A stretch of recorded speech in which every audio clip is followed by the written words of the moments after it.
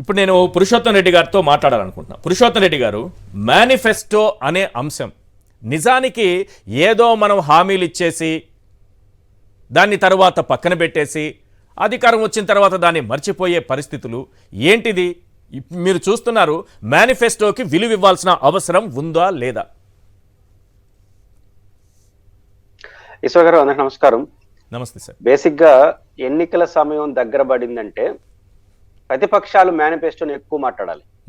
మీరు అధికారంలోకి వచ్చేదానికి హామీలన్నీ ఇచ్చినారు, ఏం చేసినారని ప్రతిపక్షం మాట్లాడడం అనేది సాంప్రదాయం. అవును. ఇప్పుడు ఆంధ్రప్రదేశ్ ఉల్టాగా అధికార పార్టీ మాట్లాడుతోంది.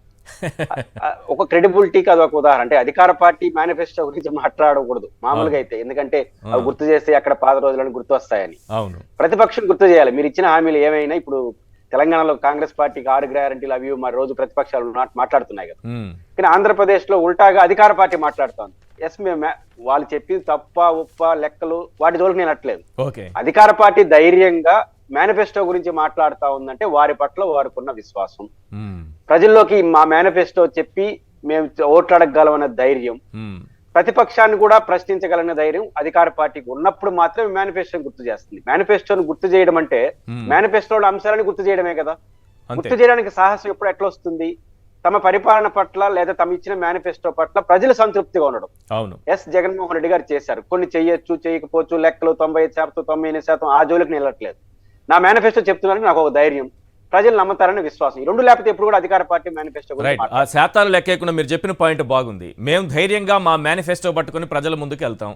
మీరు అదే 2014 నాటి మేనిఫెస్టో తీసుకొచ్చి ప్రజల ముందుకు రాగలరా అని అంటున్నారు.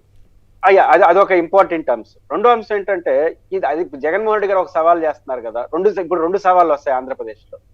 14 నుంచి 19 మీరేం చెప్పారు, ఏం చేశారు, 19 నుంచి 24కి మేమేం చేసాం, మేమేం చెప్పాం, చర్చకి సవాలు అని ముఖ్యమంత్రి అంటున్నాడు. ఇప్పుడు కొత్తగా ఇంకొక యాడ్ చేయాలి. ఇప్పుడు డబుల్ ఇంజిన్ సర్కులర్ కదా రాబోయేది, వాళ్ళు కోరుకుంటా ఉండేది. కాబట్టి 14 నుంచి 19కి మీరు ముగ్గురు ఏం చేసినారు, 19 నుంచి మేమేం చేసినాం, 24 వస్తే మీరేం చేస్తారు. ఈ సవాల్ అన్నది చాలా డెమోక్రటిక్. ఈ ఆంధ్రప్రదేశ్ లో ఇంతవరకే పరిమితమై ఎన్నికలు జరిగితే చాలా మంచిది. ఎందుకంటే ఎవరేం చెప్పారు, ఏం చేశారు అన్నదాని ఇది జగన్మోహన్ రెడ్డి గారు, మనం సచివాలయానికి అప్పుడప్పుడు వెళ్ళినప్పుడు సచివాలయంలోకి వెళ్తా ఉంటే జగన్మోహన్ రెడ్డి గారి ఫోటోతో ఇవి ఉంటాయి ఈ హామీలు. సచివాలయం పోయినప్పుడు కూడా ఆయన ఎప్పుడు అన్నాడు, ఒకసారి ప్రమాణ స్వీకారం చేసిన తర్వాత ఇవన్నీ ఎందుకు పెడతారంటే నాకు గుర్తుండాలి, నేను ఏమి హామీ ఇచ్చానో నాకు ఎప్పుడు సెక్రటేరియట్ కి సీఎం పేసీకి వెళ్తే ఆయన పరిపాలించడం కోసం వెళ్తాడు. వెళ్ళినప్పుడల్లా ఈయన ఫోటోతో ఒక్కొక్క హామీ, నవరత్నాల హామీలు రాస్తా ఉంటారు వరుసగా సెక్రటేరియట్ లో పైన సచివాలయం ఏ బ్లాక్ వెళ్తే. అంటే ముఖ్యమంత్రికి నిరంతరం హెచ్చరిక, అంటే నేను ఇచ్చిన హామీలు ఇవి, నేను ఇచ్చిన హామీలు ఇవని ఆయన కానీ గుర్తు చేసుకునే విధంగా టెస్ట్ చేసుకునే ప్రయత్నం చేశాడు. ఆయన హామీల అమలు విషయంలో చాలా కరాఖండిగా వ్యవహరించడానికి ప్రయత్నం చేశారు. కొన్ని హామీల అమలులో కొన్ని మార్పులు కూడా జరిగాయి, అది కూడా మనం ప్రస్తావించాలి. ఉదాహరణకు నిరుద్యోగులకు సంబంధించి 2,50,000 ఉద్యోగాలు ఫిలప్ చేస్తామని చెప్పి ఆయన హామీ ఇచ్చాడు. ఎవ్రీ జనవరికి చేస్తారన్నాడు. బట్ దాంట్లో ఒక మార్పు ఏం జరిగింది, 1,20,000 ఉద్యోగాలని వన్ టైం సెటిల్మెంట్ అధికారం వచ్చిన 6 నెలలకే ఫిలప్ చేశాడు. అంటే మామూలుగా అయితే ఒక ఎన్నికల స్ట్రాటజీ గల ముఖ్యమంత్రి అయితే ఏం చేయాలి, ఈ 1,20,000ని 3 సంవత్సరాలు పొడిగించున్నచ్చు. ఈ సంవత్సరం 40,000, ఆ సంవత్సరం 40,000. ఈ 3 సంవత్సరాలు పొడిగించున్న జగన్ ది గ్రేట్ అని ఉంటాయి అందరూ. అంటే ఏంటంటే ప్రతి జనవరికి సంక్రాంతికి 40,000 వేసుకుంటాం అంటే గొప్ప ముఖ్యమంత్రి.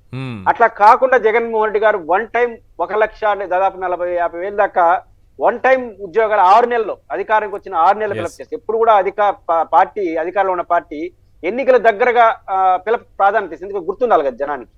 కాబట్టి అట్లా కాకుండా ఎన్నికలు వచ్చిన 6 నెలలకే హామీలు అమలు చేయడానికి ప్రయత్నించడం, దానికి ఒక గ్రామ సచివాలయ వ్యవస్థ సృష్టించడం, 1,50,000 దాకా పర్మనెంట్ ఉద్యోగాలు ఇవ్వడం. అంటే 3 ఏళ్లు చేయాల్సింది ఫస్ట్ 6 నెలల్లో చేశాడు కదా. అంటే మనం కోరినట్టు కానిస్టేబుల్ ఉద్యోగాలు, టీచర్ ఉద్యోగాలు కాకపోవచ్చు. 2,50,000లో 1,50,000 వన్ టైం చేశాడు అంటే ఎంత పర్సెంటేజ్ చేసినట్టు ఫస్ట్ ఇయర్. ఈ రకంగా జగన్మోహన్ రెడ్డి గారు ఒక ప్రయత్నం చేశారు. మీరు ఒక వీడియో చూపించారు, దీంట్లో ఒక గమ్మత్తు ఉంది. అదేంటంటే 1,50,000 వన్ టైం అన్నాడు, అది శుద్ధ తప్పు. 1,50,000 వన్ టైం సెటిల్ చేసింది కేవలం రాజధాని ప్రాంత రైతులకు మాత్రం. ఇది కూడా గుర్తుండాలి రాష్ట్ర ప్రజలు. వన్ టైం 1,50,000 ఈ రుణమాఫీని వన్ టైం సెటిల్మెంట్ చేసింది కేవలం 19 గ్రామాల్లో ఉన్న రాజధాని రైతులకు మాత్రమే. మొత్తం రాష్ట్రంలో ఉన్న రైతులకంతా 3 times 4 times చేశాడు. 50,000 చేసుకొచ్చాడు. వడ్డీ కూడా పెరిగింది, ఎందుకంటే వాళ్ళు ఒప్పందం చేసుకున్నది, మహా అద్భుతమైనటువంటి ఒప్పందం, రియల్ ఎస్టేట్ ఒప్పందం చేసుకున్నారు కాబట్టి దానికి గిఫ్ట్ గా వాళ్ళకి మాత్రం 1,50,000 వన్ టైం సెటిల్మెంట్ చేశారు. కొంత వ్యతిరేకత వచ్చింది సార్. అంటే ఇంకా అంతకు మించి చేసిన వాళ్ళు అడిగితే రైతులకు అత్యాశ పనికిరాదు, రైతులకు అత్యాశ ఎక్కువైపోయింది, ఎంత కావాలని అడుగుతున్నారని అన్నాడు ఆయన.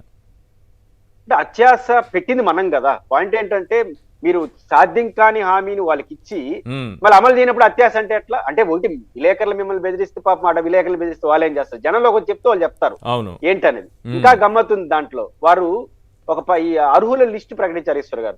ఓకే. మీరు ఒక కమిటీ వేశారు, కోటాయి గారి కమిటీ ఏదో వేశారు కదా. ఉమ్, ఆ కమిటీ వేసినప్పుడు వాళ్ళు ఇచ్చినటువంటి నామ్స్ అండ్ ఫామ్ ఫిక్స్ చేసుకొని వీళ్ళు అర్హులని బ్యాంకుల్లో లిస్ట్ చేశారు. ఉమ్, దీనిపైన అభ్యంతరాల స్వీకరణ కోసం సచివాలయంలో ఒక వ్యవస్థ సృష్టించారు. ఉమ్, అంటే అభ్యంతరాలు మేము కూడా దీని అర్హులు మీరు చెప్పిన ప్రకారం అని కొన్ని వేల అప్లికేషన్స్ వెళ్ళాయి. ఏది ఈ గ్రీవెన్స్ సెల్ కి మీరు ఇచ్చిన నామ్స్ ప్రకారం మేము కూడా అర్హులు కానీ లిస్ట్ లో లేదు మమ్మల్ని అంటే ఆ గ్రీవెన్స్ సెల్ ని క్లోజ్ చేశారు. అంటే Okay. అభ్యంతరాలు చెప్పే దాన్నే క్లోజ్ చేశారు. yes, అంటే ఇంత హడావుడికి ఎందుకు చేయాలి? కాబట్టి ఖచ్చితంగా ఆంధ్రప్రదేశ్ లో అధికార పార్టీ yes, మేనిఫెస్టోను గుర్తు చేస్తా ఉందంటే ఒక గట్స్, ప్రతిపక్షం మేనిఫెస్టో ఒక రండి అని కోరుతుంటే ఒక సవాలు. దీని ఖచ్చితంగా ఈ సవాలు ఈ ఎన్నికలకు మంచిగా ఉంటుందని ఇట్లాంటి సవాళ్ళు మీరేం చేశారు మేమేం చేసాం మన పరిపాలన ప్రాతిపదికనే ఓట్లు అడగడం అనేది ది బెస్ట్ మెథడ్. ఆ మెథడ్ తో ఎన్నికలకు వెళ్తే బెస్ట్ గానే ఫలితాలు ఉంటాయని అనుకుంటాను.